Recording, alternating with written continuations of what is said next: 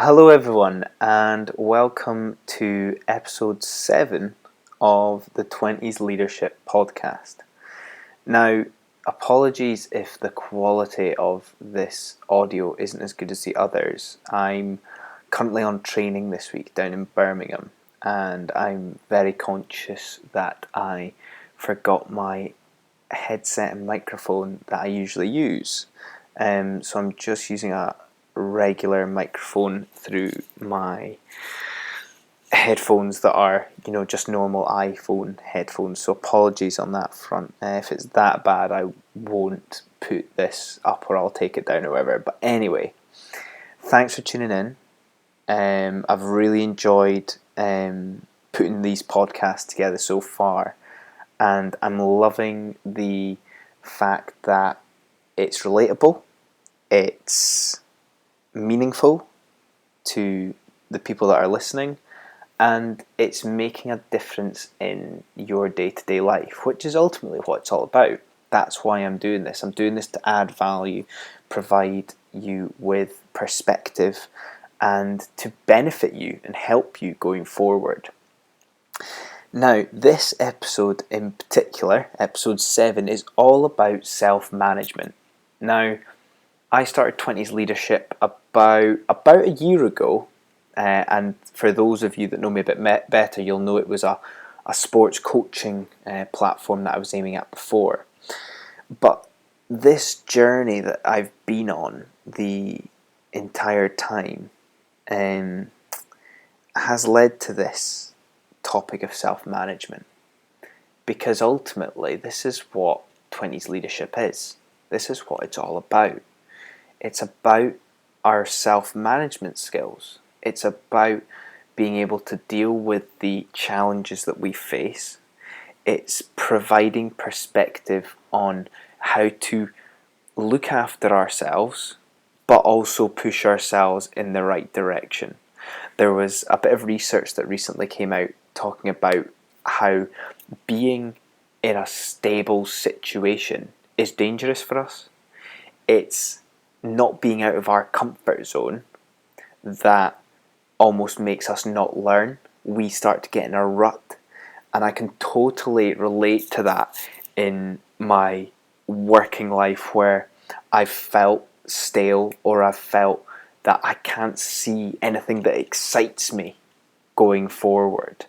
And I think that's so important to realize sometimes when we are reflecting on our career. Are we doing it just for the money? Are we doing it just for the convenience? Are you okay with yourself accepting that mediocrity and accepting that that's all there is? Because that was a real eye-opener for me at a certain time last year, where I found myself in a position where I was really happy with what I had achieved. There's nothing wrong with that. It's so important to give ourselves credit for how hard we work and all the little things that we do to create this career and portfolio for ourselves going forward. But we also need to be critical on the impact that it has on us. My lifestyle was rubbish. I was up at 5:30 every morning, commuting for 30 to 40 minutes, coming to work, working all day, usually 3 nights a week going coaching after work, and this was just draining me. I was sometimes getting home, between 8 and 9 o'clock, absolutely shattered, needing to go to bed, and I just thought, is this what I want to do for the next 20 years? And ultimately, if I'm being really critical and harsh about it, I was probably going to actually end up with more responsibility the longer I did this. So having to either manage people, deal with more work. The hilarious thing about work is when we get promoted, we get rewarded with more work and more hours. It should be the total opposite. But I just find that so funny. So basically, my point here with this story that I went through last year is that I want you to think about your situation. Are you happy with how you're looking after yourself right now? Right now, in your current situation, are you in a position where you're able to look after number one, yourself? Because it's put so well in the great book by Mark Manson, I believe, called The Subtle Art of Not Giving a Fuck. And it's such a point that just, rings truths around what's the most important thing. Because if you don't look after yourself, the people around you that matter and the job that you do is not getting the best version of you. They are getting a half or a 3/4 percentage, version of you, because you aren't looking after yourself properly. The great thing about people that are successful is that they look after themselves. They look after their mental health, they look after their physical health, and it's definitely something that, especially in the early stages of our career, that we tend to not look after ourselves that well.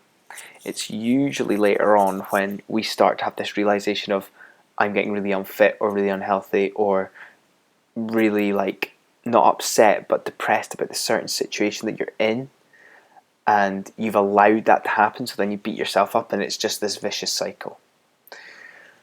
So what we can do is self-manage. We obviously need to become aware of this first of all. And it's not always the end of the world, don't get me wrong. I still do things and try to improve little things in my life that are going to make me a better person. Whether that's learning a bit more, adding little bits of things that I can do in my day that's going to improve me, doing a bit more exercise, connecting with more people, practicing the way that I interact with other people. These are all things that never stop, and you need to constantly be moving forward. You cannot become stale. You cannot become static in your situation, because as I pointed out at the start, this is when we really start to deteriorate. We really don't allow ourselves to fulfill the potential that we all have. We all know that we have. And this then leads on to the point of allowing our jobs to overwhelm us, to stress us out too much, to make us doubt ourselves. And there's so many examples that we could go into and explore, but at the end of the day, we need to view these jobs as something that is developing us. It's challenging us in a positive way that is allowing us to grow, is allowing us to progress in behaviors and in actions that are making us a better human being overall.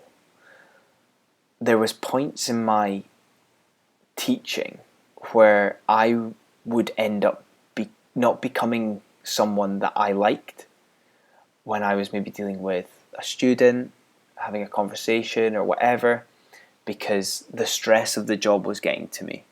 The lack of experience within certain areas would stress me out, and I would act in a different way rather than being myself, rather than being this positive, upbeat person that was happy to take questions, that was willing to have discussions and encouraging and facilitating these discussions on a regular basis. Now I want you to look at what your job is and all the tasks that maybe stress you out.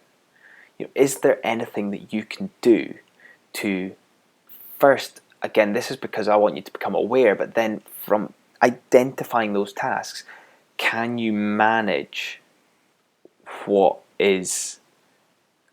how you can act? What is it you can do to control that? Or if you can't control it, what can you do to influence it, to make you feel better about that situation. There might be situations where you feel like you can't be fully happy with it, but you can at least be satisfied with the effort that you've gone to influence it. Or it's maybe a slow process and it's not going to happen straight away, but you can manage that going forward so that you can feel satisfied with yourself. I find this self-management stuff so interesting, and I hope you do too. And the whole reason I want to explore it further is for the benefit of you guys, for the opportunity to really branch out into new fields, find new things that are going to help people like you in your 20s, in the early stages of your career, to become this amazing human being that, as a result of being this amazing human being, becomes this unbelievably effective and efficient worker in the career that you follow. As exams have been coming out over the past few weeks, there's a lot of no wrong path stuff, and it's totally true. I couldn't tell you a year ago that I would be in the situation I am now, going from education and coaching into recruitment. Couldn't have told you that. Moving from Aberdeen to Edinburgh, couldn't have told you that. And that is one of the great things about life, that you can suddenly change from one thing to another, and you have that opportunity to embrace change. This episode I find really important to where 20s leadership is going, and I would really appreciate your input and feedback on how you found this. Self-management is a massive bubble. It's a massive area that I want to explore in more and more detail, from breaking your day down into the day, the afternoon, the evening, into all the different learning and development that suits you, from podcasts to reading to writing to whatever. It's so important for us now to identify this and take action. And this is why I want to encourage you to think about coaching. I want you to think about having someone there that makes you accountable, that fast forwards your journey from being stressed, not knowing what to do about it, doubting what you're doing, to taking control of the situation, accelerating your growth, identifying the things that are going to make you great, and ultimately allowing the coaching to push you forward and take that responsibility. There's nobody saying that you need to have a coach forever, but coaches can really bring out the best in you. They can help you become more aware, like I've talked about already, being accountable for what's going on, and really allowing you to have that perspective that is very objective. Coaching is not holding your hand. Coaching is guiding. Coaching is eye-opening. Coaching is thought-provoking. And this is a very important element of life when it comes to self-development, when it comes to becoming the best version of ourselves. And if there's one thing that you can take away from this podcast just now, is, are you aware of enough things and doing enough self-management wise to become the best version of you?